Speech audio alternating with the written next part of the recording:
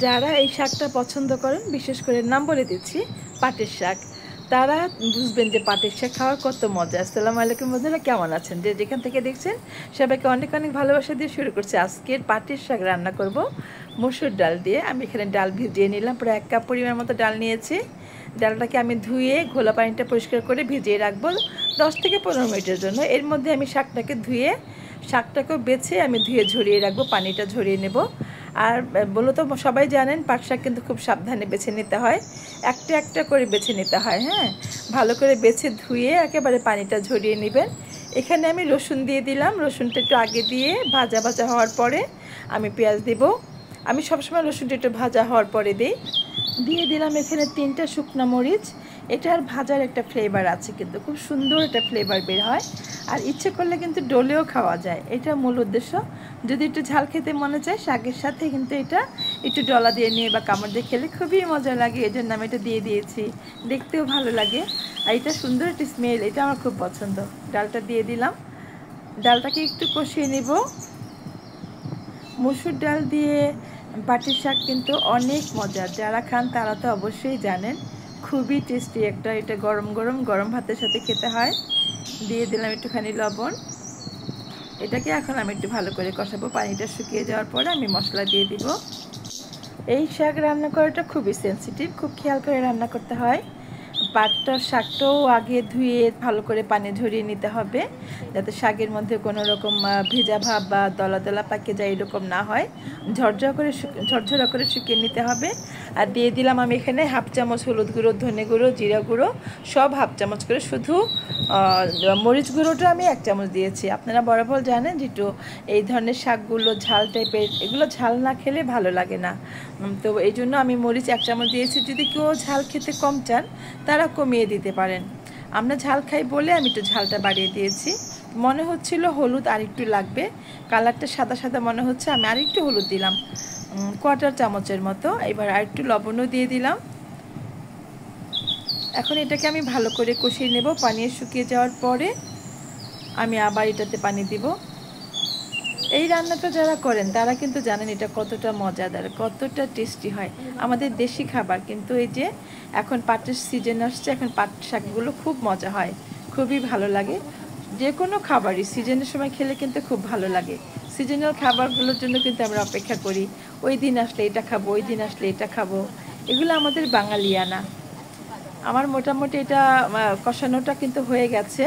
আমি চুলার ফ্লেমটা মিডিয়াম টু হাই আঁচে রেখেছি, যাতে কষানোটাও হয়। বেশি কম আঁচে দিলে কিন্তু এটা সহজে হবে না এবং ডালটাও গলে যাবে।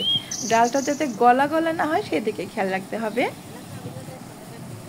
সিদ্ধ হবে কিন্তু গলে যাবে না, একটু আস্তে আস্তে দেখা যাবে, এইরকমভাবে থাকবে। পুরো রান্নাটার মধ্যে একটু এইভাবে খেয়াল করে রান্না করতে হবে।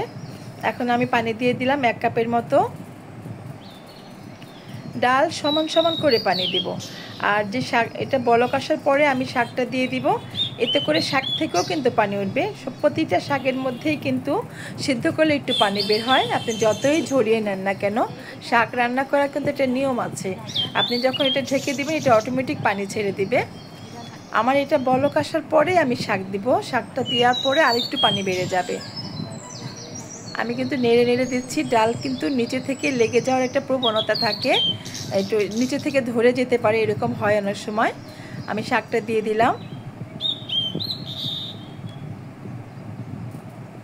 এটাকে একটু মশলাটা উপর থেকে নিচে এভাবে মিলিয়ে দিয়ে তারপর আমি ঢেকে দিব। ডালটাকে উপরের দিকে উঠিয়ে দিব, শাকটাকে নিচের দিকে ডাবিয়ে দিব, যাতে সুন্দরভাবে সমানভাবে এটা সিদ্ধ হয় এবং দ্রুত পানিটা বের হয়, তাহলে রান্নাটা সুন্দর হবে।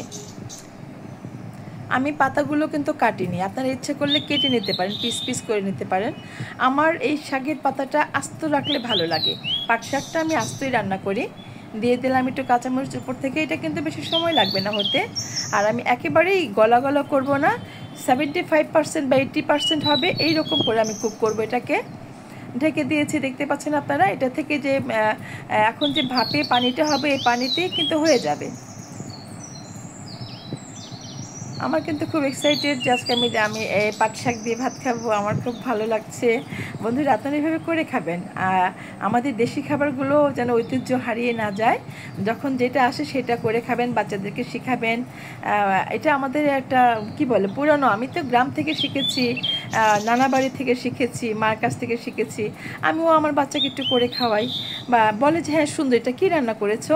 এটা পাট শাক, এইভাবে রান্না করেছি, দেখো তো কেমন হয়েছে। বললি বলে এই সবজিটা তো অনেক সুন্দর, ভালো হয়েছে। তো এভাবে কিন্তু বাচ্চাদেরকে একটু খাওয়ানোর চেষ্টা করি।